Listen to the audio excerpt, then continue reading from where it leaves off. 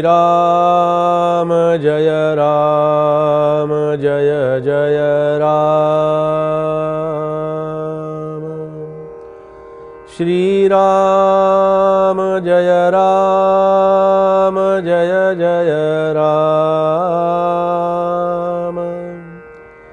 श्री राम जय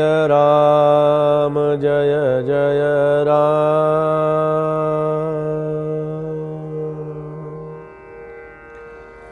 श्री राम समर्थ श्री राम। जे परमार्थाचे मूळ ना तरी सद्विद्याची केवळ निवांत निर्मळ निश्चळ स्वरूप स्थिती श्रीराम।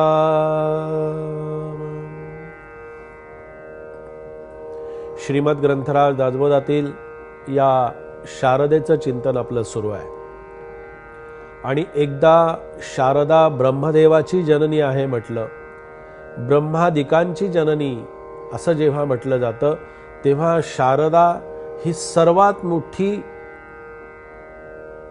अंतःकरणामध्ये असणारी शक्ती देवता आहे, अंतःकरणामध्ये असणारी सामर्थ्यरूपी देवता आहे आणि ती शारदा ही वाणींच्या माध्यमातून आपल्यावरती कृपा करत असते। पहा, आपण पाहिलं उदाहरण की मूल अगदी बोलायला सुरुवात करतं त्यावेळेला त्या मुलाला किती आनंद होतो बोलतानाही, भले बोबडे बोल असतील, चांगलं बोलायला लागतो, चांगले उच्चार जेव्हा त्याच्यामधून यायला लागतात त्यावेळेला त्याला काय म्हणायचं हे आपल्या लक्षात येतं। पण लहान मुलं सुद्धा बोबडे बोल बोलत असतात त्यावेळेला त्यांच्या अंतरंगामधली जी आनंदाची जाणीव असते ना, ही आनंदाची जाणीव त्या हुंकाराच्या माध्यमातून बाहेर पडत असते। म्हणून लहान मुलं असं जेव्हा करतात त्यावेळेला ती शारदा या परेतून या बालकांच्या माध्यमातून त्यांच्या मुखातून त्यांचा आनंद व्यक्त करत असते। अशा रीतीनं आपण शारदेकडे पहा, अशा रीतीनं आपण शारदेचं अस्तित्व समजावून घेण्याचा प्रयत्न करा, अशा रीतीनं शारदेची पूजा करण्याचा प्रयत्न करा। कारण शारदा ही देवता जी आहे ना, ही शारदा देवता एकदा जर आपण समजावून घेतली, शारदेचं जर अस्तित्व आपल्या लक्षात आलं तर मग आपल्या एक गोष्ट मात्र नक्की लक्षात राहील किंवा राहावी, आपण बोलत असलेला शब्द, आपण आपली वाणी, आपण आपला आवाज, आपण आपले विचार किती शुद्ध, पवित्र आणि चांगले ठेवायला पाहिजेत। ही वाणी काही तू तुझ्या पद्धतीनं कुठल्या यंत्रावरती तयार केलेली नाही बाबा। तुझ्या वाणीच्या माध्यमातून तू जेव्हा एखाद्याचा असा अपप्रचार करत असशील, दुसऱ्याची निंदा करत असशील, दुसऱ्याची टीका करत असशील तर अरे त्याचं काहीच बिघडत नसतं, पण बिघडत असतं तुझं आतलं यंत्रणा बिघडत असते। कारण तू तुझ्या वाणीतून उच्चारलेला शब्द हा शारदेच्या अस्तित्वानं उच्चारलेला शब्द असतो। याची जाणीव जर तुझ्या अंतःकरणाशी तू ठेवलीस तर खऱ्या अर्थानं तुझ्या मनातला आणि तुझ्या अंतरंगातला विचार हा शुद्ध आणि पवित्र रूपानंच बाहेर पडेल। जर वाणी अपवित्र झाली, असं सुंदर एक छान विचार आहे ना, पहा, ज्याचे वंशी कुलधर्म राम सेवा, त्याचे वंशी मज जन्म देगा देवा। ज्याची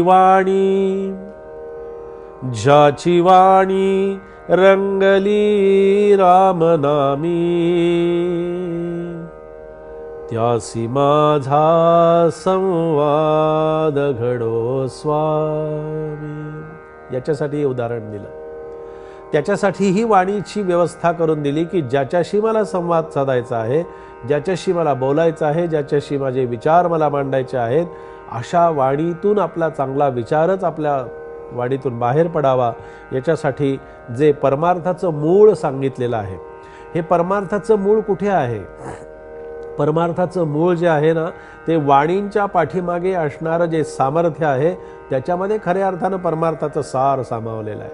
अंतःकरण ज्योतीमध्ये ते परमार्थाचं सामर्थ्य सामावलेलं आहे आणि ते केवळ आत्मविद्याच शारदेच्या रूपानं आपल्याला मार्गदर्शन करते आहे. ही आत्मविद्या जी आहे ना, ही आत्मविद्या अन्य कुठलीही वेगळी नाही. ही आत्मविद्या म्हणजेच शारदा आहे आणि त्या शारदेचं दर्शन आपल्याला घ्यायचं आहे. शारदा म्हणजे ईश्वराची निवांत, निर्मळ, निश्चल, अविचल अशा प्रकारची अवस्था आहे. हे किती सुंदर आहे पहा. शारदेचं अस्तित्व आणि शारदेचं दर्शन पहा. शारदा ही ईश्वराची निवांत म्हणजे काय आपण म्हणतो ना, काय ना, निवांत राहा, निवांत या, काही काळजी करू नका. निवांत याचा अर्थ निव आत, म्हणजे आतमध्ये जी निवलेली आहे, आतमध्ये जी शांत झालेली आहे, आतमध्ये जी स्थिर झालेली आहे. निवांत याचा अर्थ आपला कधीही केव्हाही असा नाही आहे. निवांत याचा अर्थ तुम्हाला जमेल तेव्हा असं नाही आहे. निवांत याचा अर्थ असा आहे की आतमध्ये स्थिर झालेली, आतमध्ये शांत झालेली आणि आतमधून ती शांततेचं सुंदर अशा प्रकारचं दर्शन घडवणारी शक्ती ही शारदा आहे. आणि तिचं अस्तित्व कसं आहे, ती निर्मळ आहे, अतिशय स्वच्छ आहे, अतिशय पवित्र आहे, अतिशय सुंदर अशा प्रकारची तिची स्थिती ही निर्मळ अवस्था आहे आणि निश्चळ अशा प्रकारची अवस्था तिच्यामध्ये आहे की जिच्यामध्ये कुठल्याही प्रकारानं चंचलाला थारा नाही. जिथे अविचल अशा प्रकारचं जे काही स्थान आहे, जी निश्चलता ज्याच्यामध्ये आहे, ही निश्चलता जी आहे, हे निश्चळ प्रतिबिंब, निश्चळ अशा प्रकारचं आत्मबिंब जे आहे, या आत्मबिंबाला हे सगळी आवरणं लावलेली असतात पहा. म्हणून शारदा या सगळ्या आवरणांनी नटलेली आहे. हे तिचे अलंकार आहेत, हे तिचे अलंकाराचं हे दर्शन आहे.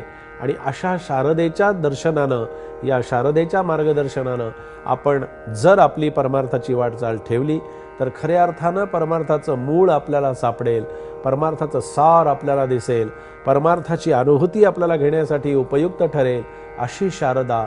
आणि त्या शारदेचं दर्शन आपण अंतःकरणामध्ये घ्यावं, अंतःकरणामध्ये ते रुजवावं आणि अशा शारदेच्या दर्शनातून आपल्याला जो आनंद मिळेल तो वर्णनातीत अशा प्रकारचा आनंद आपल्याला अखंड रूपानं मिळत राहील आणि तो मिळत राहावा अशीच आपण या चिंतनाच्या माध्यमातून समर्थचरणी प्रार्थना करूया. जय जय रघुवीर समर्थ.